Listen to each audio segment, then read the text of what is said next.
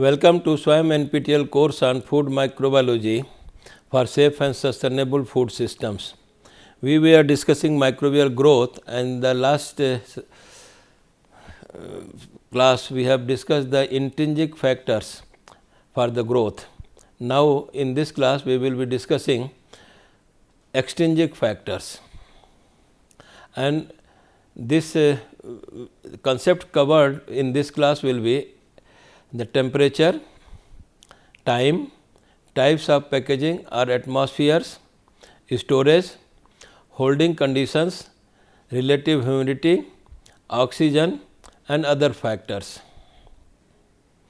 Extrinsic factors. Extrinsic factors are those related food storage conditions and environment conditions. Just like the intrinsic factors, these also play an important role in the food preservation. In fact, these are generally the factors that we most manipulate and control on a daily basis. First, temperature.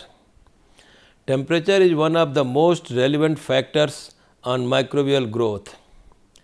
If we think about food safety, this definitely ends up being the most important of all factors. When considering foodborne intoxications, it is not by chance that the use of risk temperatures during the conservation of food or meal, as well as the use of improper temperatures during food preparations or processing or under processing are pointed out as being the main cause of the occurrence of food intoxications.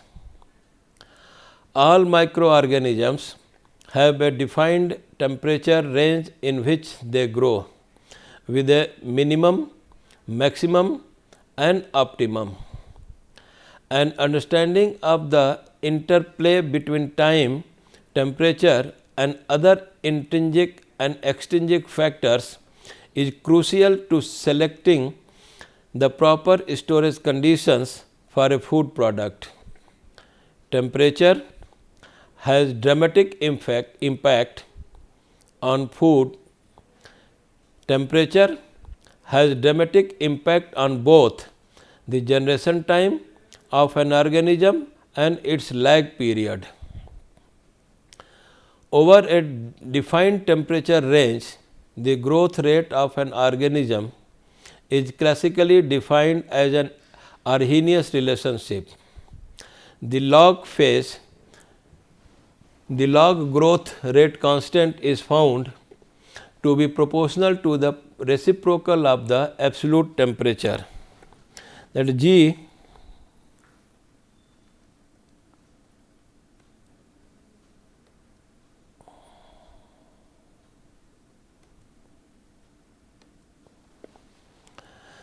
The log growth rate constant is found to be proportional to the reciprocal of the absolute temperature and represented by this formula: G is equal to mu divided by 2.303 RT. This negative sign will be there, where the G stands for log growth rate constant, mu for temperature characteristics, that is constant for a particular microbe, R is gas constant and T is temperature in degree Kelvin. Frequently, microorganisms are grouped or classified according to their optimum temperature of growth. Like thermophils, reach their optimum or ideal temperature at 40 to 65 degrees Celsius, where mesophils, these are microorganisms that prefer average temperatures, that is optimum temperature for their growth is between 20 to 40 degrees Celsius.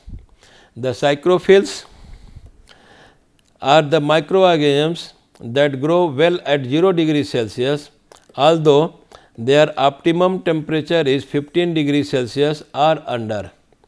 whereas the psychotrophs are the microorganisms that grow well at temperatures between 0 and 7 degrees Celsius, although their optimum temperature is situated between 20 and 30 degrees Celsius. It must be emphasized that the lag period and growth rate of a microorganism are influenced not only by temperature, but by other intrinsic and extrinsic factors as well. For example, the growth rate of Clostridium perfringens is significantly lower at pH 5.8 versus pH 7.2 across a wide range of temperatures. Salmonella do not grow at temperatures below 5.2 degrees Celsius. The intrinsic factors of the food product, however, have been shown to impact the ability of Salmonella to grow at low temperatures. Salmonella senftenberg, Salmonella entritidis and Salmonella manhattan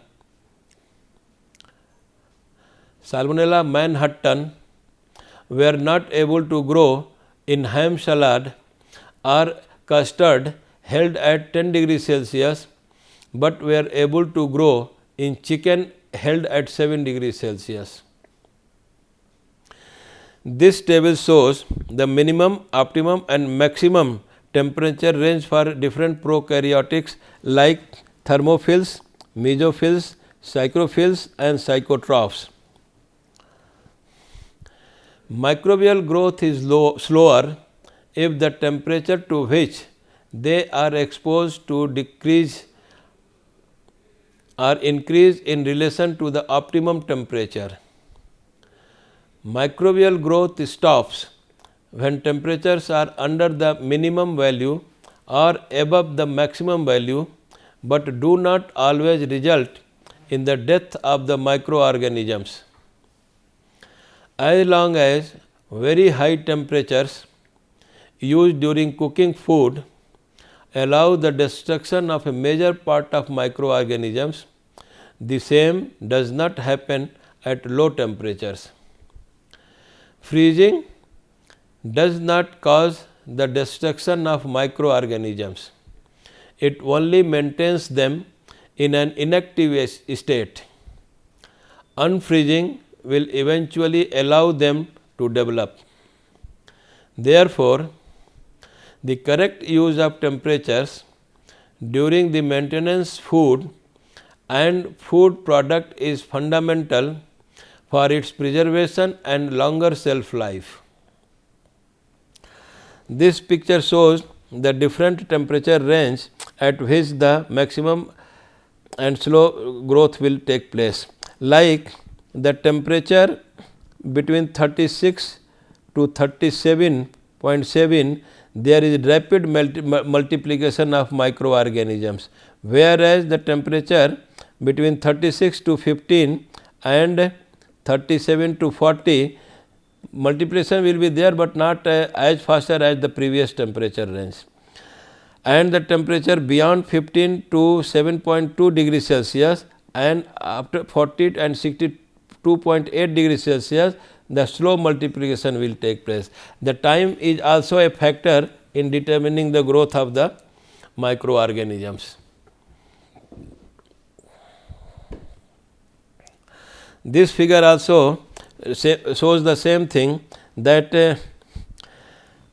the temperature versus growth, that at the lowest temperature the minimum growth will be there, and when the temperature goes increasing up to the optimum level, the enzymatic reactions occurring at increasingly rapid rates, and that is why the growth will be maximum. The minimum growth is because of the membrane gelling at low temperature, that is the transport process is so slow that growth cannot occur. At the optimum temperature, the enzymatic reactions occurring at a maximal possible rate. So, maximum growth will take place, but at the same time at the maximum temperature the protein denaturation takes place and which results in collapse of the cytoplasmic membrane and thermal lysis of the cells. This figure also is self-explanatory that the psychotrophs will grow in between this, where the maximum will take place at around 10 degrees Celsius. Likewise, the different temperature range for different types of microorganisms are given, like psychotrophs, mesophils, thermophils and hyperthermophils that grow as high temperature as more than 65 to more than 100 degrees Celsius temperature. The time. When considering growth rates of microbial pathogens, in addition to temperature, time is a critical consideration. Food producers or manufacturers address the concept of time as it relates to microbial growth when a product's shelf life is determined. Shelf life is the time period from when the product is produced until the time it is intended to be consumed or used.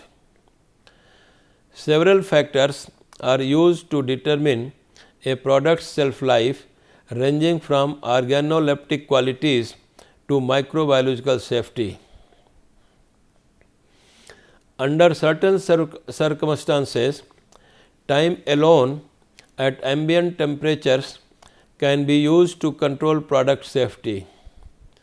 When time alone is used as a control, the duration should be equal to or less than the lag phase of the pathogens of concern in the product in question.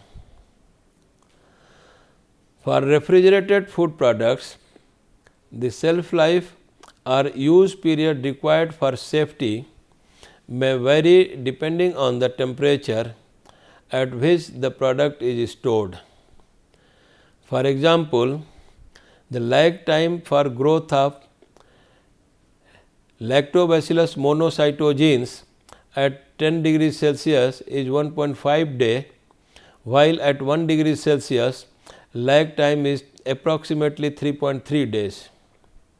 Likewise, they report that at 10 degrees Celsius, the generation time for the same organism is 5 to 8 hours, while at 1 degree Celsius, the generation time is in between 62 to 131 hours. Types of packaging and atmospheres. Many specific studies have demonstrated the antimicrobial activity of gases at ambient and subambient pressures on microorganisms important in foods. Gases inhibit microorganisms by two mechanisms. First, they can have a direct toxic effect that can inhibit growth and proliferation. Carbon dioxide, ozone and oxygen are gases that are directly toxic to certain microorganisms. This inhibitory mechanism is dependent upon the chemical and physical properties of the gas and its interaction with the aqueous and lipid phases of the food. Oxidizing radicals generated by ozone and oxygen are highly toxic to anaerobic bacteria and can have an inhibitory effect on aerobes depending on their concentration. Carbon dioxide is effective against obligate aerobes and at high levels can deter food microorganisms. And at high levels can deter other microorganisms. A second inhibitory mechanism is achieved by modifying the gas composition, which has indirect inhibitory effects by altering the ecology of the microbial environment. When the atmosphere is altered, the competitive environment is also altered. Atmospheres that have a negative effect on the growth of one particular microorganism may promote the growth of another. This effect may have positive or negative consequences depending on the native pathogenic microflora and their substrate. Nitrogen replacement of oxygen is an example of this indirect antimicrobial activity. A variety of common technologies are used to inhibit the growth of microorganisms, and a majority of these methods rely upon temperature to augment the inhibitory effects. Controlled atmosphere and modified atmosphere packaging of certain foods can dramatically extend their shelf life. The use of carbon dioxide, nitrogen and ethanol are examples of MAP, that is modified atmospheric packaging applications. In general, the inhibitory effects of carbon dioxide increase with decreasing temperature due to the increased solubility of carbon dioxide at lower temperatures. Carbon dioxide dissolves in the food and lowers the pH of the food. Nitrogen, being an inert gas, has no direct antimicrobial properties. It is typically used to displace oxygen in the food package either alone or in combination with carbon dioxide, thus having an indirect inhibitory effect on aerobic microorganisms. The preservation principle of antimicrobial atmospheres has been applied to fruits and vegetables, raw beef, chicken and fish, dairy foods including milk and cottage cheese, eggs and a variety of prepared ready to eat foods.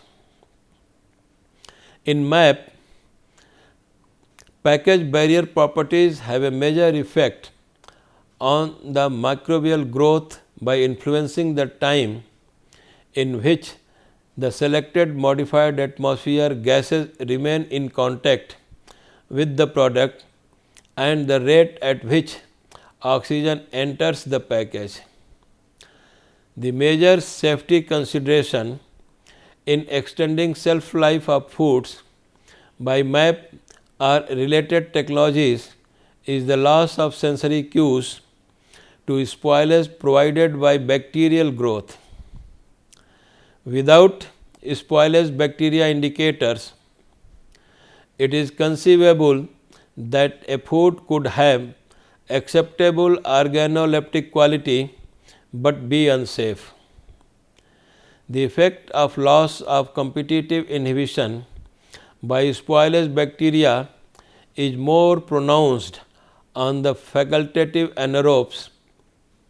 anaerobic pathogenic bacteria population in foods under altered atmospheres.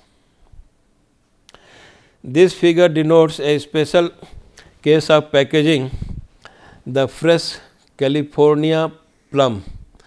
This is washed and selected plums with the homogeneous characteristics, and then it is packed in the polyethylene bags.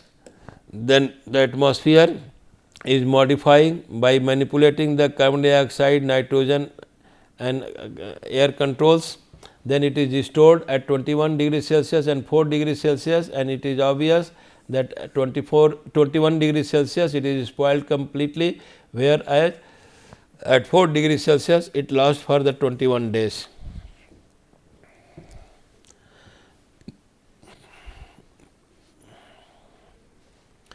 Storage and holding conditions. This discussion of storage conditions will be limited to the storage or holding temperature and the time temperature involved in cooling of cooked food items, and the relative humidity to which the food or packaging material may be exposed. When considering growth rate of microbial pathogens, time and temperature are integral and must be considered together. As has been stated previously in this chapter, increase in storage and or display temperature will decrease the shelf life of refrigerated foods, since the higher the temperature, the more permissive conditions are for growth.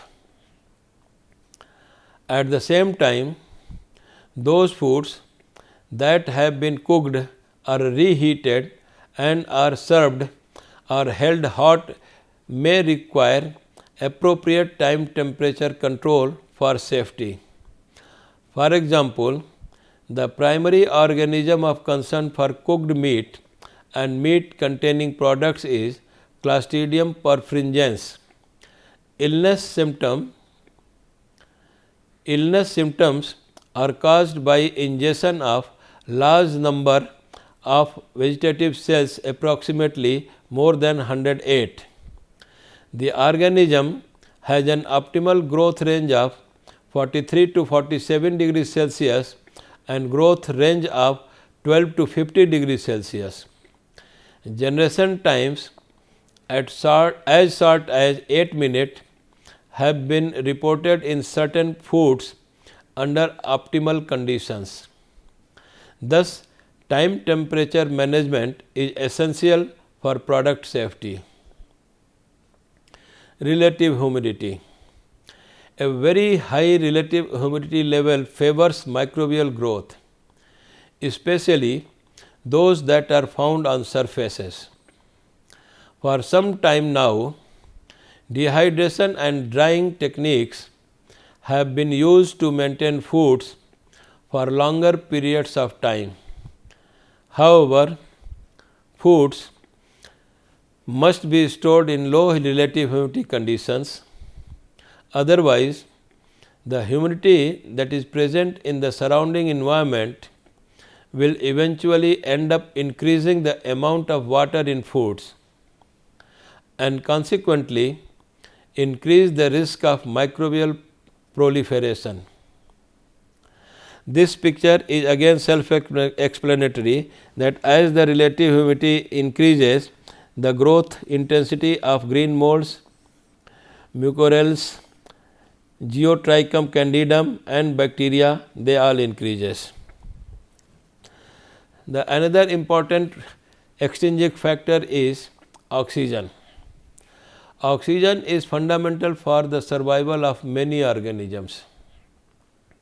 However, other organisms that do not tolerate the presence of oxygen exist and can die if exposed to it for some time. In the first case, the organisms are designated as aerobic, and in the second case as anaerobic. Other organisms exist in the middle of these two extremes that are capable of growing in the presence or absence of oxygen. Some even grow better if they are before a higher concentration of carbon dioxide, etc. The knowledge about how modifying the surrounding atmosphere can cause negative effects on some microorganisms and positive on others has led us to use the some years now modified atmosphere, controlled atmosphere or vacuum food packages to keep products fresh.